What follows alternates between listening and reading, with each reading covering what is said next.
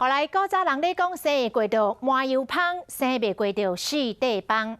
生囡仔对女性来讲是真危险的代志。高雄一个29岁太太，因为生囡仔短力，短了伤过头，伤过大力咯，所以中风人昏迷。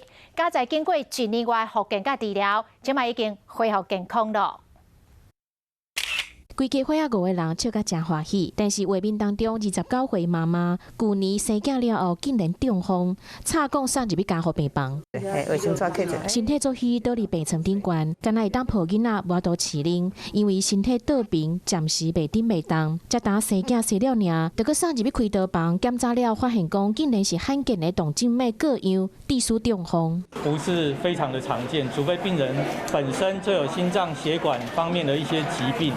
或者是脑血管本身就有一些病变，本次脑出血，性命垂危，现在正走的医院出门口。即马厝内底人足欢喜的，因为经过耐心的复健，这个妈妈总算是会当家己行，想着讲家己会当慢慢啊照顾红婴仔，就足感动的。